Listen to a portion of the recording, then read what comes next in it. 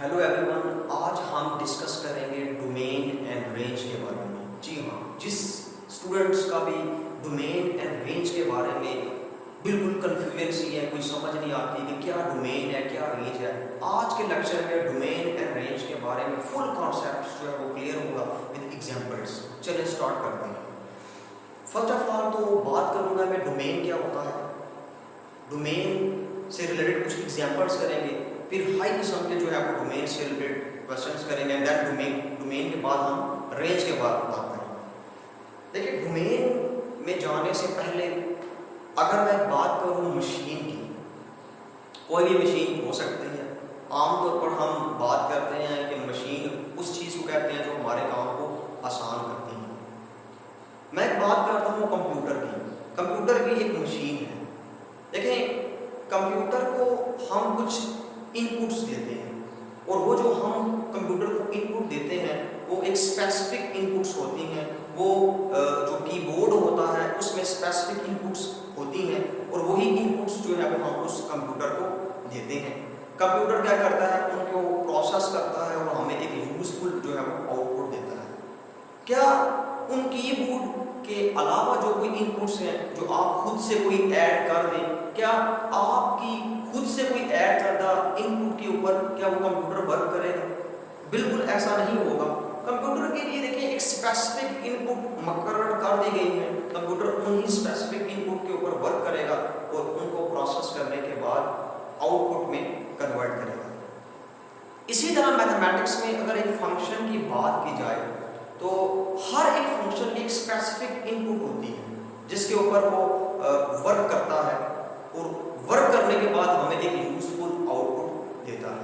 In other word मैं कह सकता हूँ सिंपली कि हर एक फंक्शन को हमने एक स्पेसिफिक इनपुट के लिए डिज़ाइन किया जाता है, डिज़ाइन किया होता है हम उसको, उस फंक्शन को, वो उसके ऊपर वर्क करके हमें यूजफुल आउटपुट देता है। तो मैं कह सकता हूँ कि एक फंक्शन जो है वो बिल्कुल एक मशीन की तरह होता है जिसको हम इनपुट देते हैं, एक स्पेसिफिक इनपुट देते हैं। हर एक फंक्शन की एक जो इनपुट है वो स्पेसिफिक होती है जिसके ऊपर वो वर्क करेगा। हर हमारी तरफ से हर दी गई वैल्यू को हम इनपुट नहीं कहेंगे और हर इनपुट को हम डोमेन भी नहीं कह सकते। तो याद रखें, डोमेन क्या है? कोई भी स्पेसिफिक इनपुट, हर वो स्पेसिफिक इनपुट जो हम एक फंक्शन को देते हैं वो उसको परफॉर्म करके हमें एक यूजफुल आउटपुट देता है, यूजफुल आउटपुट में कन्वर्ट करके देता है। उस स्पेसिफिक इनपुट को हम कहते हैं डोमेन। और जिस यूजफुल वर्क करने के बाद वो हमें आउटपुट जो देता है उस आउटपुट को हम कहते हैं रेंज। इसका फुली कॉन्सेप्ट हमको आहिस्ता स्लोली समझ आएगी। फर्स्ट ऑफ ऑल मैं डेफिनेशंस को रीड करता हूँ कि डोमेन होता क्या है। देखिए, डोमेन जो है एक सेट ऑफ वैल्यूज को कहते हैं जिसके लिए वो फंक्शन जो है वो डिफाइन होगा। डिफाइन का मतलब ये, देखिए डिफाइन के लिए हमें दो मेनली प्रिकॉशंस करनी पड़ेगी, दो प्रिकॉशंस को डिस्कस करना पड़ेगा। उन प्रिकॉशंस को मद्देनजर रखते हुए हम किसी भी फंक्शंस की जो है वो डोमेन बता सकते हैं। अगर हमें डोमेन का कॉन्सेप्ट क्लियर हो जाएगा तो हम रेंज भी इजीली कैलकुलेट कर सकते हैं। तो डेफिनेशन मैंने लिखी है डोमेन की, the set of all values for which a function is defined is called domain of that function। यानी कि वो वैल्यूज का सेट जिसके लिए फंक्शन डिफाइन हो, जिसके लिए उस फंक्शन को डिजाइन किया गया हो, उन वैल्यूज के सेट को हम कहते हैं डोमेन। अब क्वेश्चन ये पैदा होता है, हमें कैसे पता चलेगा कि हमारा जो फंक्शन है वो डिफाइन है या नहीं है? हमें कैसा पता चलेगा कि हमने कौन कौन सी इनपुट्स उस फंक्शन को देनी है और वो फंक्शन उसके लिए, उस इनपुट्स के लिए वो स्पेसिफिक जो है वो वर्क करेगा? चलिए हम देखते हैं।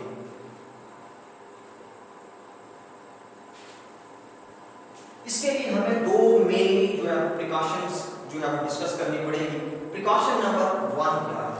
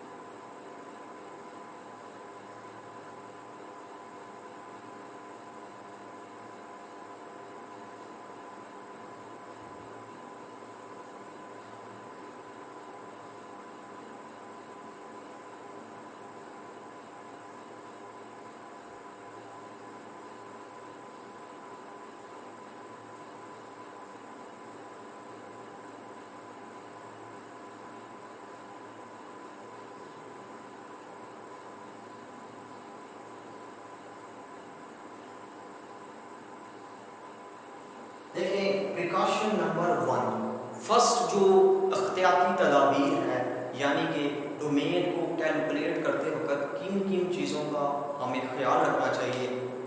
नंबर 1 वो चीज़ क्या है? देखिए, अगर हमारा फंक्शन f(x) ओवर gx की फॉर्म में हो, लेट एग्जाम्पल लेट करते हैं, एक फंक्शन है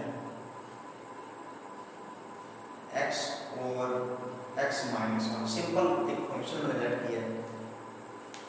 अगर वो फंक्शन इस फॉर्म में f(x) ओवर gx में ओवर की फॉर्म में है, फ्रैक्शन में जो है वो फंक्शन दिया गया है, तो कहता है कि हमने x की वो तमाम वैल्यूज एक्सक्लूड कर देनी है, हमने x की वो तमाम वैल्यूज निकाल देनी है जिसके लिए हमारा जो gx है वो 0 हो रहा हो। अगर इसको मैं gx कहता हूँ तो ये f(x) है, यानी कि ये function f(x) divided by gx की फॉर्म में है, तो कह रहा है कि x की उन तमाम वैल्यूज को रिमूव कर दिया जाएगा, एक्सक्लूड कर दिया जाएगा, जिसके लिए फंक्शन, जिसके लिए gx जो है वो इक्वल टू 0 है। तो याद रखें, ये फंक्शन जो है वो x पे डिपेंड करता है, यानी कि x की जगह पर हमने कुछ वैल्यूज पुट करनी है, और वो जो वैल्यूज होंगी वो वैल्यू हमने पुट करनी है जिसके लिए इस फंक्शन को डिजाइन किया गया है, जिसके लिए इस फंक्शन को मैथमेटिशियन ने डिजाइन किया है। अब हर इस वैल्यू, कोई भी वैल्यू हम इस फंक्शन की जगह पर पुट नहीं कर सकते। मैंने अभी भी आपको बताया है कि डोमेन जो है वो उन सेट ऑफ वैल्यूज को कहते हैं जिसके लिए फंक्शन डिफाइन हो। मैं आपको बताना चाहूँगा कि मेनली हमने अनडिफाइंड से बचना है। हमने x की वो वैल्यू पुट करनी है जिसके ऊपर फंक्शन जो है वो डिफाइन होना चाहिए। 0 हो तब भी चलेगा, पॉजिटिव हो तब भी चलेगा, नेगेटिव हो तब भी चलेगा, लेकिन x की वो वैल्यू नहीं पुट करनी जिसके ऊपर इस फंक्शन का जो आंसर है वो अनडिफाइंड आए। यानी कि x जो है हमारी डोमेन उसी वक्त x हो सकती है जिसके लिए ये फंक्शन जो है वो डिफाइन हो, और वो कह रहा है कि आपने x की वैल्यू इस बात को मद्देनजर रखते हुए पुट करनी है कि हमारा जो gx है वो 0 ना हो, क्योंकि अगर gx 0 हो जाता है तो आपको पता है कि डिनोमिनेटर में अगर 0 आंसर आता है तो ये फंक्शन पूरे का पूरा अनडिफाइंड हो जाएगा। अब चेक करना पड़ेगा कि x की जगह पर कौन कौन सी वैल्यूज हैं जो हम पुट नहीं कर सकते। चेक करते हैं, देखें, कॉमन सेंस की बात है। अगर हम देखें इस x माइनस 1 को अगर मैं 0 को लेट करूं और x is equal to 1, check करें, अगर मैं x की जगह पर 1 पुट कर दूं तो क्या होगा, 0 हो जाएगा। 1 डिवाइडेड बाय जो 0 है वो इंफिनिटी होता है, अनडिफाइंड आंसर हमारा आ जाता है। अगर आप कैलकुलेटर में 1 डिवाइडेड बाय 0 करें तो मैथ एरर आएगा, तो हमने बेसिकली इस मैथ एरर से बचना है। अब जाहिर सी बात है, अगर हम x की जगह पर 1 पुट करेंगे तो ये फंक्शन, जो फंक्शन हमने जिसमें ये वैल्यू पुट की है, ये अच्छी तरह परफॉर्म नहीं कर पाएगा, हमें यूजफुल जो है वो आउटपुट नहीं मिलेगी। इसका मतलब ये हुआ कि ये उन सेट ऑफ वैल्यूज में एग्जिस्ट नहीं करता 1 जो जिसके लिए फंक्शन जो है वो डिफाइन हो। इसके अलावा आप कोई भी वैल्यू पुट कर दें, कोई भी वैल्यू पुट कर दें, कोई भी रियल नंबर x की जगह पर पुट कर दें, ये फंक्शन आपको हमेशा डिफाइन आंसर देगा। मैं फर्स्ट ऑफ ऑल बात करता हूँ रियल नंबर की। कुछ स्टूडेंट्स ऐसे भी होंगे जिनको रियल नंबर्स के बारे में नहीं पता होगा। देखिए, रियल नंबर्स हर वो नंबर्स जो रैशनल होता है, इररेशनल होता है, पॉजिटिव हो, नेगेटिव हो, 0, ये सारे के सारे नंबर जो हैं वो हमारे रियल नंबर्स हैं। अब आप कोई भी रियल नंबर उठा लें एक्सेप्ट 1, कोई भी रियल नंबर उठा लें एक्सेप्ट 1, इस फंक्शन में आप पुट करें, आपको हमेशा एक डिफाइंड आंसर मिलेगा। 0 मिल सकता है, नेगेटिव आंसर मिल सकता है, पॉजिटिव आंसर मिल सकता है। उन सब की सब जो वैल्यूज आप जो पुट करेंगे, उन सब वैल्यूज को हम कहेंगे इसकी डोमेन। इस फंक्शन की हम कहेंगे डोमेन 2 के कोई भी रियल नंबर हम पुट कर रहे हैं, हमें आंसर जो है वो डिफाइंड आंसर मिल रहा है। जब हम इसमें 1 पुट करते हैं उसी वक्त हमें जो है वो अनडिफाइंड आंसर मिलता है। तो इसका मतलब ये हो गया कि अगर मैं डोमेन की बात करूं, अगर मैं इस फंक्शन की डोमेन की बात करूं, तो मैं कहूँगा कि इस फंक्शन की डोमेन जो है वो ऑल रियल नंबर्स हैं, ऑल रियल नंबर्स हैं एक्सेप्ट वन।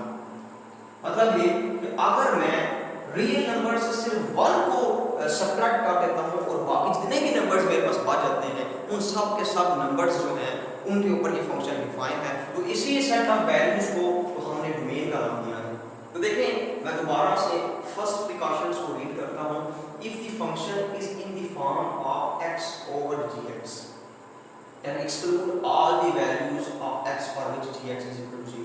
तो हमारे सिर्फ x की एक ही वैल्यू थी जो कि 1 थी, जिसके ऊपर gx जो है वो 0 हो रहा है, हमने उसको एक्सक्लूड कर दिया और फाइनली जो बाकी वैल्यूज बची हैं रियल नंबर्स में वो हमारी जो है वो डोमेन कहलाएगी। इसको मजीद जो है वो डिस्कस करने के लिए, मजीद इसको डीपली डिस्कस करने के लिए हम कुछ और एग्जांपल्स लेते हैं। फर्स्ट प्रिकॉशन से रिलेटेड हम कुछ और एग्जांपल्स लेते हैं। जैसा कि यहाँ पर मैंने एक एग्जांपल लिखी है कि फंक्शन है y 1 ओवर प्लस। अब देखिए फंक्शन या fx डिवाइडेड बाय gx की फॉर्म में हो या सिंपली gx जो है वो डिनोमिनेटर में हो, तब भी ये फर्स्ट प्रिकॉशंस है ये फुलफिल होती है। फर्स्ट प्रिकॉशंस उसके ऊपर लागू है, उसको हम लगा सकते हैं। जैसा कि यहाँ पर देखें gx डिनोमिनेटर में, लेकिन हमने तो बचना है अनडिफाइंड से। तो जब भी gx डिनोमिनेटर में होगा और अगर वो 0 हो रहा होगा तो ऑब्वियसली बात है वो अनडिफाइंड आएगा और अनडिफाइंड से हमने बचना है। जाहिर सी बात है हमने डोमेन को डिफाइन ही ये किया है कि ये वो सेट ऑफ वैल्यू है जिसके ऊपर फंक्शन डिफाइंड है, अनडिफाइंड से बचना है। अब देखिए अब यहाँ पर हमने देखना है कि x की जगह पर कौन कौन सी ऐसी वैल्यूज हैं जिनको पुट करने से पूरी की पूरी टर्म जो है वो हमारी 0 आ गई है। तो इसके लिए सिंपल सी बात है हम इसको जो है वो फैक्टराइज करेंगे। अब हमारा जो टॉपिक है वो फैक्टराइज करना नहीं है, मैंने ऑलरेडी कैलकुलेट कर रखी हूँ। अब x की वैल्यू एक आती है 3 और सेकंड जो है वो हमारी वैल्यू आ जाती है इसमें -4। तो देखें अगर हम x की जगह पर -3 अगर हम x की जगह पर -3 पुट करते हैं, सिंपली सी बात है -3 का स्क्वायर हो जाएगा 9, 7 मल्टीप्लाई -3 21 और ये 9 हो जाएगा माइनस का 12 और प्लस 12 0। इसी तरह अगर आप -4 पुट करें तो ये पूरी की पूरी टर्म जो है वो हमारी 0 हो जाती है। यानी कि x की वैल्यू अगर -3 हो या -4 हो तो जो gx है ये 0 होता है। अगर gx 0 होगा तो हमारा फंक्शन जो है वो अनडिफाइंड हो जाएगा। इसके अलावा आप कोई भी वैल्यू पुट कर लें। अगर आप फॉर एग्जांपल 1 पुट करते हैं, 1 का स्क्वायर 1 प्लस 7 7 प्लस 1 8 एंड 12 20। इसके बाद अगर आप 2 पुट करें तो कभी भी आंसर आपका जो है वो 0 नहीं होगा।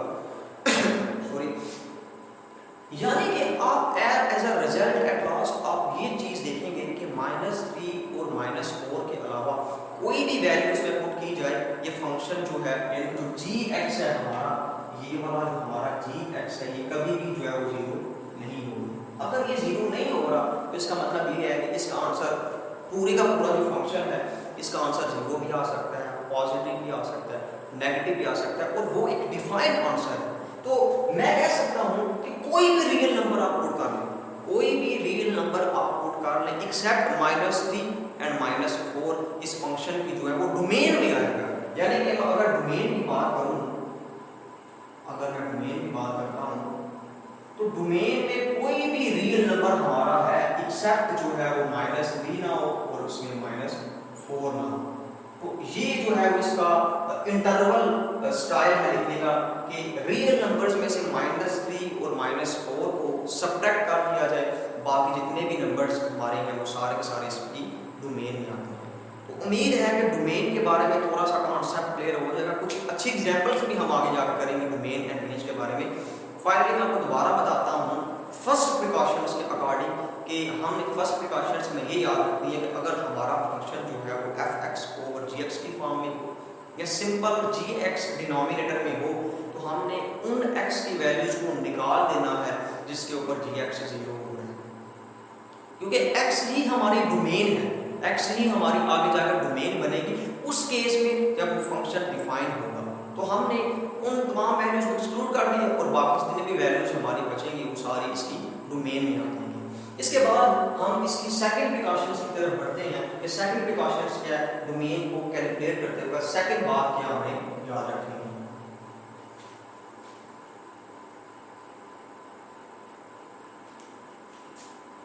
सेकंड प्रिकॉशन ये है कि if the function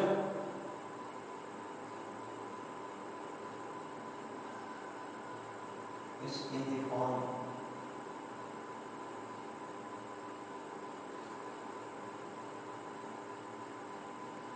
then exclude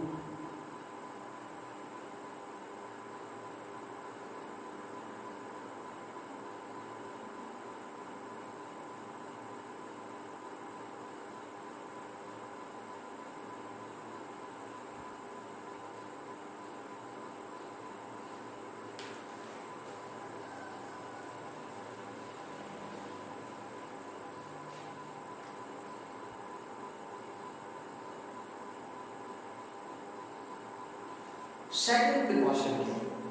second precaution कुछ इस तरह है कि अगर हमारा कोई भी फंक्शन अंडर रूट की फॉर्म में, under root x minus 5, under root 3 minus x, under root x square plus 5, under root x square minus 1, यानी कि कोई भी फंक्शन अगर हमारा अंडर रूट की फॉर्म में होता है तो उस फंक्शन में जो gx है, उस फंक्शन में gx है, हमने सिंपली gx से लेट किया हुआ है उस फंक्शन को, जो उस फंक्शन के अंदर जो वैल्यूज है उसको हमने सिंपली gx से लेट किया है।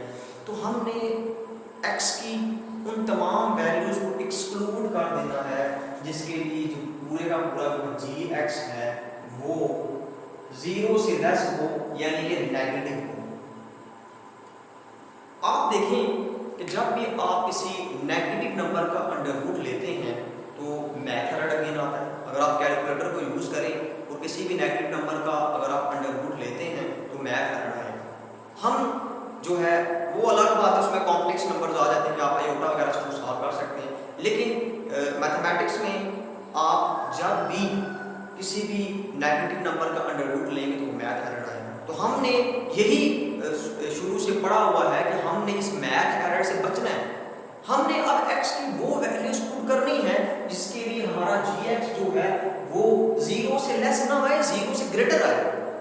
तो कॉमन सेंस की बात है कि जब भी हमारी वैल्यू 0 से ग्रेटर आएगी तो वो कोई भी वैल्यू हो सकती है, 0 पॉइंट समथिंग हो, कुछ भी वैल्यू हो सकती है, लेकिन वो हमेशा वो 0 से ग्रेटर हो, क्योंकि 0 से अगर वो ग्रेटर होगी तो पॉजिटिव होगी और पॉजिटिव नंबर्स का अंडर रूट जो है वो मुमकिन है, आप उसका अंडर रूट ले सकते हैं।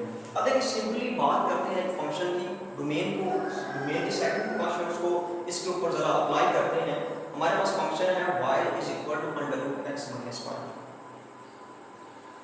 अब देखिए हमने x की उन वैल्यू से बचना है जिसके लिए पूरी टर्म जो है वो नेगेटिव आती है। उसके लिए हमें क्या करना पड़ेगा? देखिए हमारी कोशिश क्या है? हमारी कोशिश इस तरह है, अगर इस तरह की फॉर्म में कोई क्वेश्चन आता है तो उसको किस तरह टैकल करना है मैं आपको समझा रहा हूँ। अगर इस फॉर्म में कोई क्वेश्चन आता है तो हमारी कोशिश ये है कि x - 5 जो है या तो 0 से ग्रेटर हो। देखिए अगर 0 से ग्रेटर होगा तो पॉजिटिव ही रहेगा, और पॉजिटिव रहेगा तो हम बेसिकली डोमेन में ही हैं, क्योंकि हमारी सेकंड प्रिकॉशन है ये कि नेगेटिव नंबर ना हो। बाकी x की कोई भी वैल्यू आप पुट कर सकते हैं जिसके ऊपर वो पॉजिटिव हो, वो x की वैल्यू उसकी डोमेन में ही रहेगी। तो या तो ये पूरी टर्म 0 से ग्रेटर हो या ये टर्म 0 ही हो। देखिए अगर ये टर्म 0 है तो 0 जो है इसका अंडर रूट पॉसिबल है, वो 0 ही होता है, लेकिन अगर 0 से लेस नंबर आएगा जो कि नेगेटिव है उसके लिए अंडर रूट पॉसिबल नहीं है।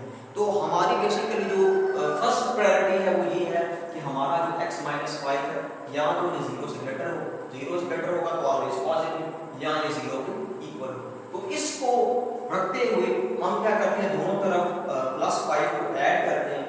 आपको इनइक्वालिटी जो है वो सॉल्व करना आती होगी कि हमने क्या करना है, अब दोनों तरफ +5 को ऐड करना है। +5 अगर आप ऐड करेंगे तो हमारा फाइनली जो है वो ये आंसर बनेगा। तो देखिए ये जो हमें वैल्यू है ये हमें क्या बताती है?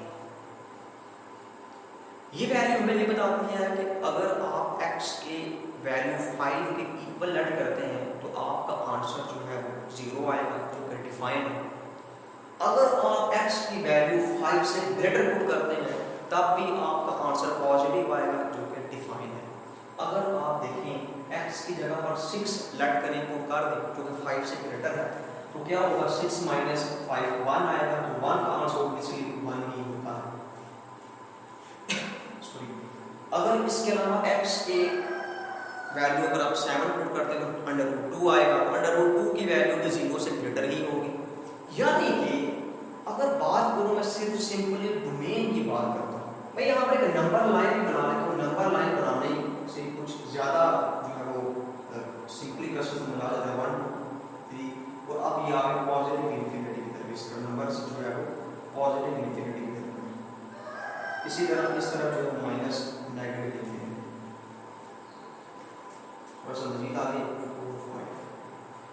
देखिए नंबर लाइन में हमें ये शो हो रहा है कि अगर आप 5 पुट करें या 5 से ग्रेटर नंबर पुट करें तो आपका जो आंसर है वो डोमेन के अंदर ही रहेगा।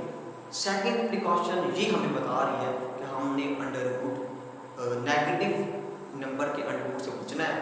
और इस क्वेश्चन को सॉल्व करने के बाद हमें ये समझ आ रही है कि जब भी हम x की वैल्यू 5 पुट करें या 5 से ग्रेटर पुट करें, हमारा आंसर जो है वो पॉजिटिव आएगा, यानी कि gx नेगेटिव नहीं होगा।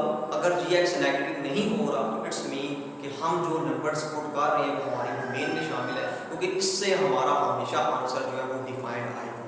तो क्या मैं ये नहीं लिख सकता कि हमारी जो डोमेन है वो 5 से लेके अप टू पॉजिटिव इन्फिनिटी, 5 से लेके इन्फिनिटी तक जो भी नंबर्स है आप इस फंक्शन में जब भी पुट करेंगे हमेशा आंसर पॉजिटिव आने वाला है, और वो हमेशा हमारे डोमेन में शामिल होगा। तो इस तरह के फंक्शन को अगर आप इंटरवल स्टाइल में लिखते हैं तो आप डोमेन किस तरह लिखेंगे, जरा इसको चेक करें।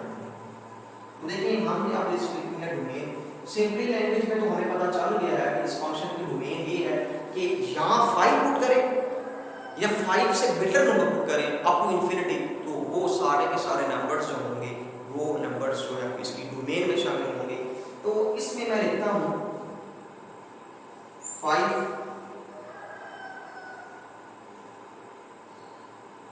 Positive infinity. याद रखें जब भी किसी नंबर के साथ स्क्वायर ब्रैकेट लगाई जाए इसका मतलब ये है कि वो जो नंबर है वो इस इंटरवल नोटेशन में इंक्लूड है, यानी कि यहाँ पर 5 भी शामिल है। यहाँ पर 5 भी पुट करेंगे तो हमारा आंसर डिफाइंड आएगा। आप पॉजिटिव इन्फिनिटी के 5 और 5 से ग्रेटर कोई भी नंबर आप पुट करेंगे तो आप इसकी हमेशा डोमेन देंगे। इसके अलावा हम सेकंड जो प्रिकॉशंस हैं इसको मजीद समझने के लिए एक और एग्जाम्पल करते हैं।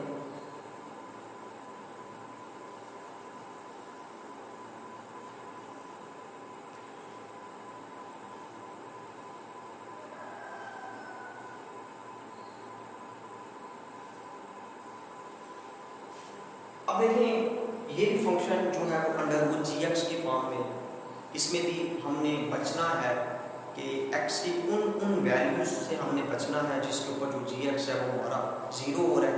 अब x की कौन कौन सी ऐसी वैल्यूज हैं जिनके ऊपर ये फंक्शन जो है वो नेगेटिव में आता है, हम वो चेक करते हैं। जैसा कि देखिए मैंने पहले वाले क्वेश्चन में किया था, हमने कहा था कि हमने बेसिकली बचना ये है कि हमारा कोई फंक्शन है या तो 0 से ग्रेटर आए या ये 0 के इक्वल है।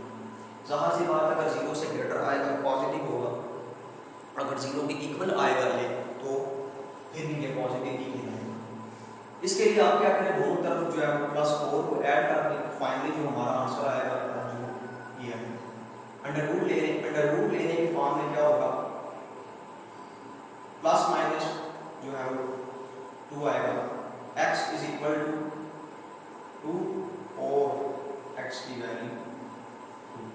तो याद रखें कि आप ये सोच रहे होंगे कि +2 के फॉर्म में तो हमारी जो इनइक्वालिटी है उसका साइन जो है इस तरह पे, जबकि नेगेटिव नंबर के केस में हमारी इनइक्वालिटी का जो साइन है वो चेंज हो गया। तो याद रखें जब भी प्लस माइनस आता है किसी भी फंक्शन के साथ तो नेगेटिव नंबर के केस में इनइक्वालिटी का साइन जो है वो चेंज हो जाता है। अब यहाँ पर देखें ये वैल्यूज हमें क्या बता रही है?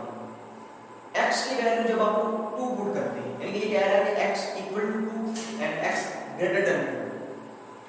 x की वैल्यू जब आप 2 पुट करते हैं तो x की वैल्यू 2 पुट करने से आपका आंसर आएगा 4, 4 माइनस 4 0, जो कि डिफाइंड आंसर है। इसके अलावा x की वैल्यू ग्रेटर देन जो है वो आप 2 पुट करेंगे, जब x की वैल्यू ग्रेटर देन 2 पुट करेंगे, 3 पुट करेंगे, 3 का स्क्वायर 9, 9 माइनस 4 5, अंडर रूट 5, कुछ भी जो है वो आपका पॉजिटिव आंसर आ सकते हैं। इसके अलावा बात करते हैं x इज इक्वल टू -2, तो याद रखें +2 और -2 बात एक ही है, क्योंकि आपकी फॉर्म में आप इस तरह क्वेश्चन में x जो है वो स्केयर पे डिपेंड करता है, तो किसी भी नेगेटिव नंबर का स्केयर पॉजिटिव होने वाला है और वो उसी तरह बिहेव करेगा जिस तरह ये वाली फॉर्म बिहेव कर रही है, तो ऑलवेज देखिए वही आंसर नेगेटिव के केस में भी आएगा। अब अगेन अगर मैं नंबर लाइन यहां पर बनाता हूं,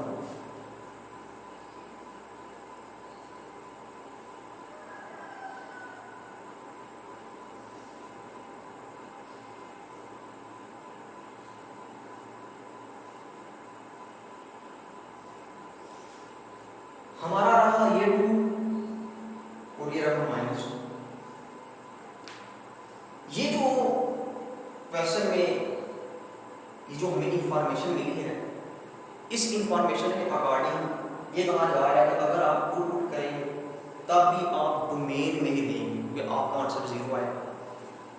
अगर आप 2 से ग्रेटर नंबर पुट करते हैं तब भी आप डोमेन में रहेंगे। दूसरी तरफ ये कह रहा है कि अगर आप -2 पुट करते हैं तब भी आप इसकी डोमेन में रहेंगे, -2 से अगर आप लेस नंबर पुट करते हैं तब भी आप इसकी डोमेन में रहेंगे। अब एट लास्ट यही वो नंबर्स हैं जो बच रहे हैं, यही वो नंबर्स हैं जो हमें डोमेन के अंदर जो है वो नहीं बताए जा रहे हैं। इन नंबर्स से हमें बचने के लिए कहा जा रहा है। ज़ाहिर सी बात, जब आप नंबर लाइन ये नंबर स्टार्ट करेंगे तो यही नंबर को बचते हैं। अगर आप 1 पुट करें तो 1 का square 1 minus 4 minus 3, under root -3 का आंसर जो है वो मेथड आएगा। 0 पुट करें तो अगेन -4, अगेन जो है वो अनडिफाइंड आंसर आएगा।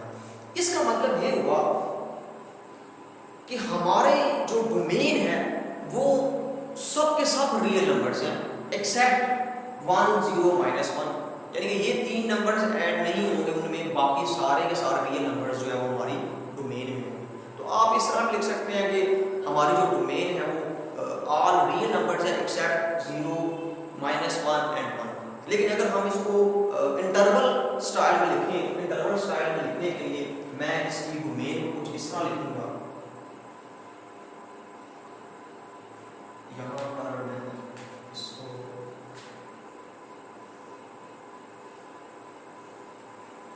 यानी इस फंक्शन की जो डोमेन है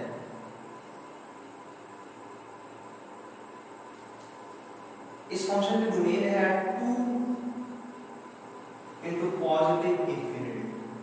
देखिए मैंने यहाँ पर 2 को ऐड किया है कि 2 20 में शामिल है, इसके अलावा कोई भी पॉजिटिव नंबर आप करेंगे वो इसकी डोमेन में होगा। एन, ये एन का साइन है मैथमेटिक्स में, -2 बीच में ऐड है इंटू माइनस इंफिनिटी, ये 2 two plus infinity -2 minus infinity. ये जो फंक्शंस हैं ये इसका इंटरवल स्टाइल है लिखने का। इन फंक्शंस में जो है वो इसकी डोमेन छुपी हुई है, यानी कि ये वो सेट ऑफ वैल्यूज हैं जिसके लिए ये फंक्शन जो है वो डिफाइन होगा। इसके अलावा बाकी जो भी आप वैल्यूज पुट करेंगे उसके लिए फंक्शंस अनडिफाइंड होगा। तो डियर स्टूडेंट्स, यही 2 प्रिकॉशंस थी डोमेन से रिलेटेड कि डोमेन को कैलकुलेट करते वक्त सिर्फ इन 2 चीज़ों को याद रखना है। इसके अलावा आप कोई भी फंक्शंस हो आप उसकी डोमेन कैलकुलेट कर सकते हैं। सेकंड बात याद रखें कि अगर कोई भी लीनियर फंक्शन है, अगर फर्स्ट ऑर्डर कोई इक्वेशन है यानी कि x+1 x3 1 या कुछ भी हो सकता है, यानी कि मैं एक सिंपल बात करता हूँ, अगर कोई लीनियर फंक्शन है, लीनियर अगर फंक्शन है